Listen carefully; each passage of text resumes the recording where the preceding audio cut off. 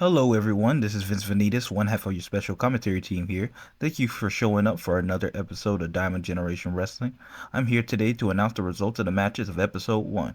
We had two divisions on the card. In the television division, Zack Taylor defeated Mike Tanaka from the Justice Coalition, and Black Lightning Jr. defeated Wayne Anderson from the Justice Coalition as they both fall to 0-1.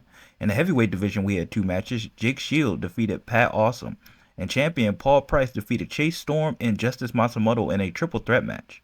The Justice Coalition had a rough day on episode 1. The first episode was about establishing the main characters of the series. Episode 2 will continue to build on these ideas.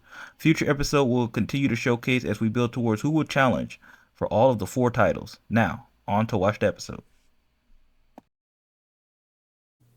Diamond Generational Wrestling is back with another exciting night of action. And speaking of exciting, we have something very special for you in the main event. We will get there, but a quick rundown of the card. Man, what a few nights it's been. What a good, fantastic way to start this brand new promotion here in the land down under Australia. We have triple threat competition in the TV division. You see Jake Shields, Blue Toro, and someone we have not seen yet, Dante Evans, in action to open up the show. One-on-one competition. Mike Tanaka takes on Black Lightning Jr. Willie Snow and Jay King mix it up. Two tag wrestlers. We saw Jay King get a victory. And previously get a victory over Gerald Henderson. Semi-main event, Flash Mercer and Hunter Flynn of the Death Division will be going one-on-one. And then finally, in our main event, Jake Kang and Jason Rayne going one-on-one. These two do not like each other, to say the least. It may not be the biggest of blood feuds, but for how long?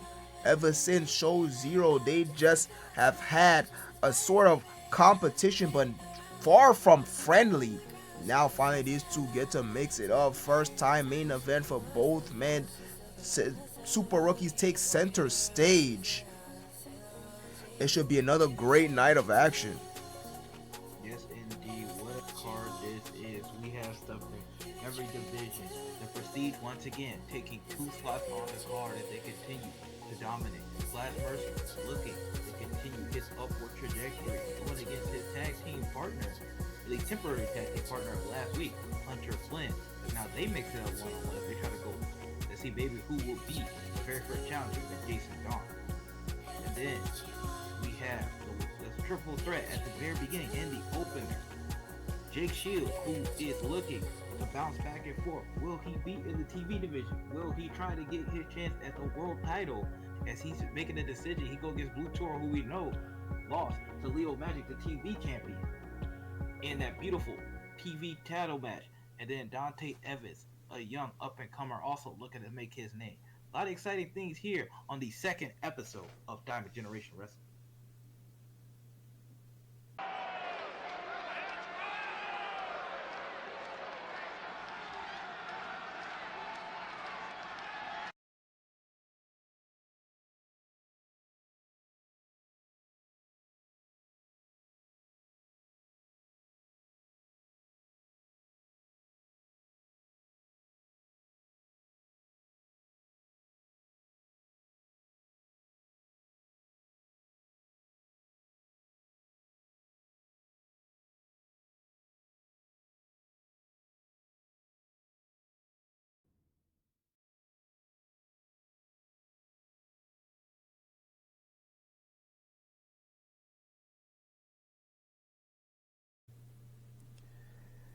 Semi-main event for tonight's show, Flash Mercer taking on Hunter Flynn. We saw Flash Mercer and Hunter Flynn tagging up temporarily to take on the opposing team, which they did indeed win. But there are no real tags here in the Death Division. There's not a death tag belt either. So people who team together will have to fade each other. There's only one belt, and that belt is a singles belt. And we know who holds it. So that winning team now going against each other one-on-one as we see Flash Mercer make his way out here first. Yes, indeed. Flash Mercer and Hunter Flynn teamed up together last week to take on the temporary team of Death Bison and Brock Dyers and they did pick up the win in pretty convincing fashion. But now they go one-on-one. Flash Mercer, one of the 4 super rookies, is finally getting his first one-on-one. He's first introduced in that showcase match to us, and then the tag match. What a chance to prove himself. Yes, it's a very good point that you make. He has not been in a one-on-one yet. And neither has Death Bison. The other two super rookies that have been promoted here in DGW have. And matter of fact, they're in the main event. I am referring to Jay Kang and Jason Rayne. We'll be seeing right after this. Indeed, this is the semi-main event. Already big pushes on the rookies, but in place high up their card. But Hunter Flynn is not going to give Flash Mercer any room to breathe. I think it's submission versus submission here. The La Mystica versus the Guillotine Choke. It's funny that you bring up the super rookie taking center stage here, because none of the heavy hitters are on this card. None of the champions are here. We saw Paul Price just recently in the Diamond Mine, but he is not here tonight. None of the champions are. Indeed. Magic the TV champion and Jason Dawn, the leader of the Blood Division. Neither have made their official television debut yet. Paul Price ended up showing up and ended up getting inserted into a triple threat, which he won again, getting another victory. Paul Price, how will he continue to lead down his personal path here in the Diamond Mine? But for now, we would like to see how the rest of these guys form this company themselves. Hunter Flynn, another fan favorite, him versus Flash Mercer. It should be a good one here in the semi-main event of episode 2 of Diamond Generation Wrestling. This is first class, people. First class hoops. And there goes the bells. They lock up, collar and elbow, and Flynn with that huge clothesline turns Flash inside out. Like I said, Hunter Flynn not going to take it easy on Flash Mercer, super rookie. Arm drag straight into the knees of the downed opponent. 3 of them to be exact, and then a drop kick following it up. No to breathe so far for Flash Mercer. He's going to have to get some space so he can use his speed to make something happen. And there it is. A quick bulldog. We saw Hunter Flynn literally up to that name of Hunter, completely smothering Flash. Here we go. Irish Whip looking to pick up the pace immediately. Tilt-a-whirl backbreak, otherwise known as the Cape Redora and Lucha Libre. There goes the referee. Says his position 1, 2. And gets a 2 count early going, does Flash Mercer. Flash Mercer, very Lucha Libre inspired. You can tell by the mask and the outfit.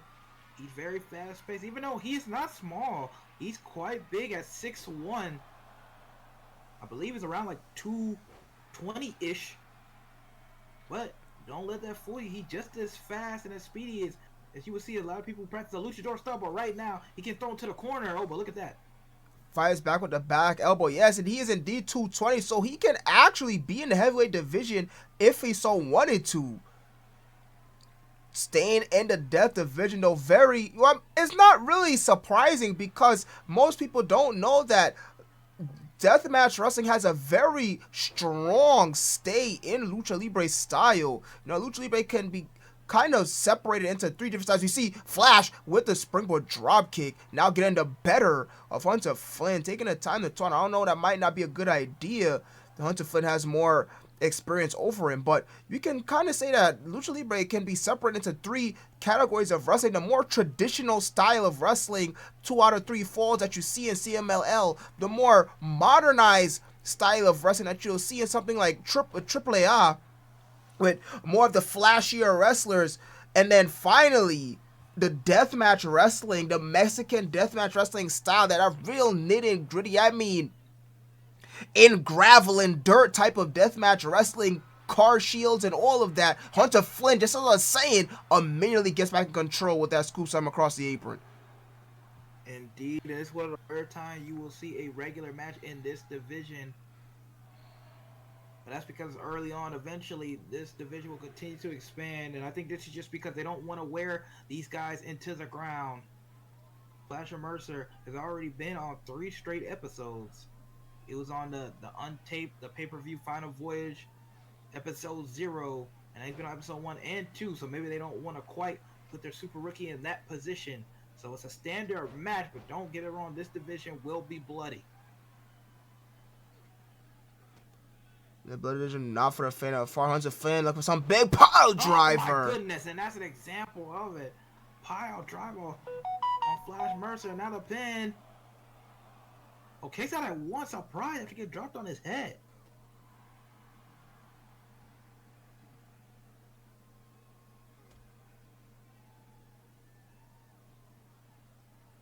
Oh, and a cut. Go. Flash Mercer is in trouble. And this time a 2 count. But he gotta be in. He gotta watch out. That guillotine could be coming at any moment here as Hunter continues to get the upper hand. And also, he might do his move, that witch hunt maneuver, the unprettier. Oh, is he going for it right now? Witch hunt, and he nails it. Could that be it? Nails the center of the ring. Amir to cover hooks for a leg and gets it. Tough break for the rookie. First official loss. Oh, look at that. It's Death Bison. Flash Mercer pissed off, but Death Bison, I don't think he's going to go there. Even after the loss, he can't even settle into his loss. Can't even think about his loss or what he did wrong or right, or even be disappointed. Death Bison already out here getting in his face. Regardless, it seems like Death Bison had not forgotten Flash Mercer. Yes, one of the 4 other super rookies in Death Bison who has yet to pick up a single victory. See if Flash Mercer now completely isolated in the section of one-on-one, no X variables, no multiple variables in the one-on-one, lose cleanly in the center of the ring, now making his voice heard. Seeing our other fellow super rookie, as they are dubbed as, take a loss, especially in the semi-main event slot. I feel like the story between these two are far from over. Indeed, Flash Mercer, tough luck here. He had his first taste of real one-on-one competition here, and Hunter Flynn just didn't give him a chance to breathe. He got some offense in, but it was not enough, as the witch hunt got it done for Hunter Flynn, who moves up the blood division ranking. Death Bison and Flash Mercer, it looks like the rivalry between those two will continue.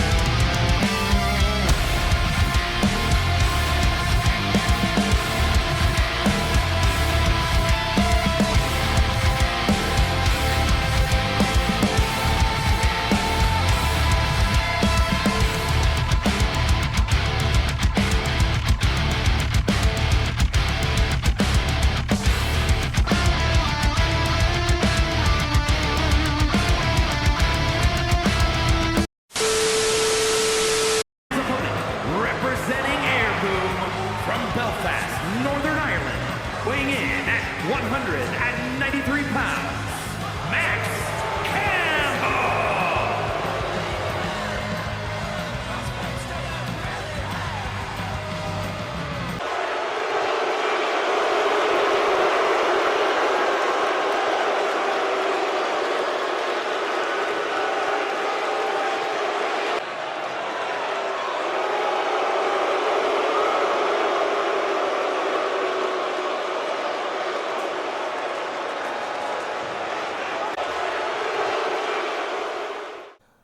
It is main event time here in Diamond Generational Wrestling. We saw one of the four super rookies take his first official loss of one-on-one competition in the previous match. But now two super rookies will go head-to-head against each other after a bit of a war, a cold war, if you will, a bit of a war of passive aggressiveness.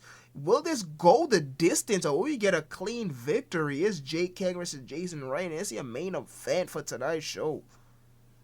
Yes, indeed. Jake Kang, super rookie. Jason Rayne, super rookie. Two of the four super rookies. They already get a main event slot here because the company really wants to see how these guys will go. This will be curious to watch. Yes, this all started out on that untaped show 0, Final Voyage, as a prestige team took on a Rayne Star team. Jake Kang and Jay King took on the team of Gerald Henderson and Jason Rayne. And ever since then, it always seemed like there was a bit of tension between Jake Kang and Jason Rayne, especially in that matchup, the follow-up matchup after the Fallout show, or just say during the Fallout show, where Jake King got the victory over Joe Henderson in a one-on-one competition. The way that Jason Rayne was staring at the Prestige, they couldn't see it because they had their backs turned, but the way that Jason Rayne was looking on from the outside, that was the eyes of someone who wanted vengeance, who wanted their hit back. As not only for his own win, but for his mentors' respect and honor as well. Indeed, Gerald Henderson suffering back-to-back pinfalls on episode 0. Jake Kang pinned him with a Death by Daylight stomp maneuver, the first rookie to officially get a pinfall victory. And then in the fall-out match between Jake King and Gerald Henderson, we saw Jake King get involved in that match, throwing Gerald Henderson back in the ring and removing turnbuckle pads, distracting the referee. He played a big factor in Jay King getting that victory. And now Jason Rayne looking for some version of vengeance, if you want to call it that.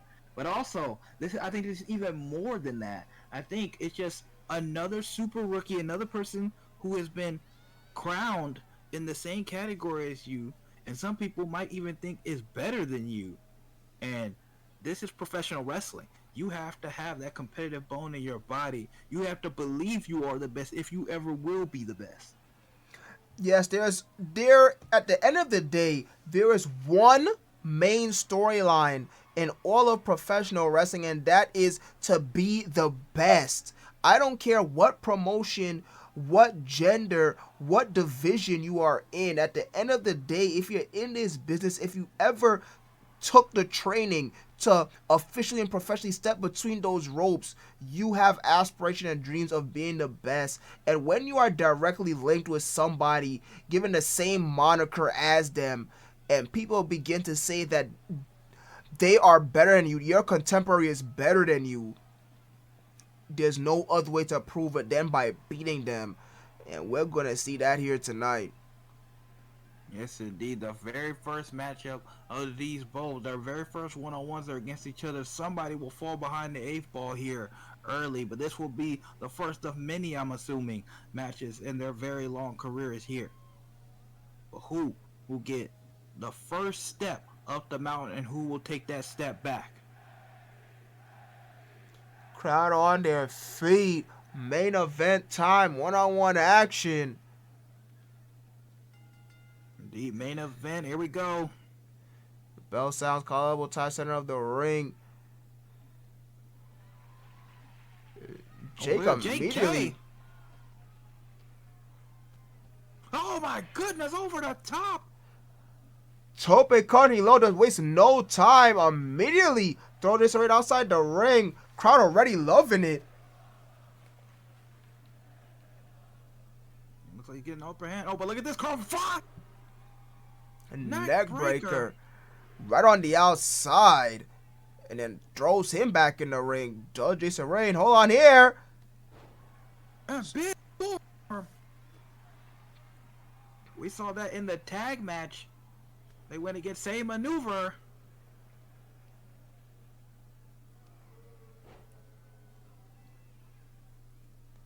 Now back in the ring, pace again to slow down at the hands of J. Kang. Irish whip.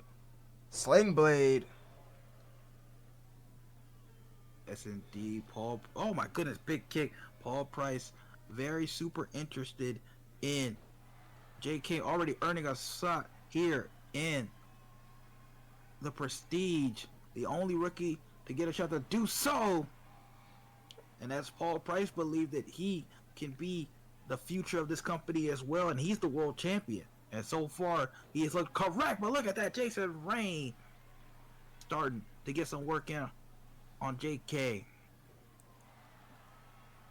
J. Kang, the only man, the only rookie to be a part of a union. Oh, wait, hold on. What's this? Oh, my goodness. Senton from the top. Straight to the floor, almost Hiromu Takahashi style. And that might have changed the complexion of this matchup.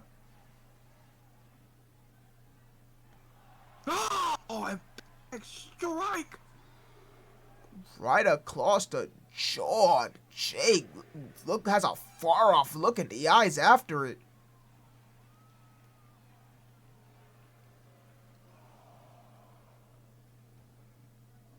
Throws it back in the ring. Oh, and it goes right to the legs. Oh, referee called it. For a moment, I think he was, but he actually called. Oh, and big chop. Oh, returns a kick, though. Combination. Returning fire. House on fire. Look at this. And the big rush with the jumping knee. And Jake immediately gets out of there. Jason told him get back in there and says, that all you got? Indeed, JK had to take a reset.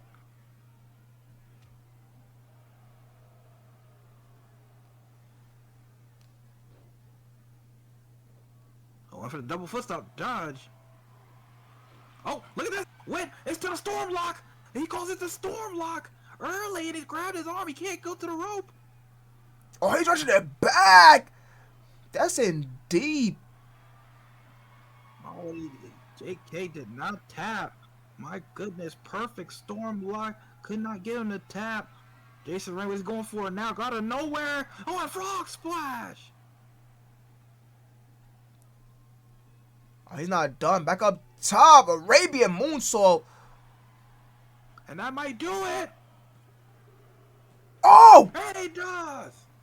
What a combination. And Jason Rayne takes the first step forward. And out of nowhere, too, man, completely taking Kang by surprise. And that Arabian moonsault, the final nail in the coffin. Jason Rayne getting some matter of revenge, but I'm sure this matter is far from over. But getting his first win under his belt and on one-on-one competition in the main event, that's got to be a confidence booster. JK will have to reset at the table. But what a win and what a main event. These two have a bright future, and I can't wait to see it. This is episode 2 of the Diamond Generation Wrestling, and what a show it was.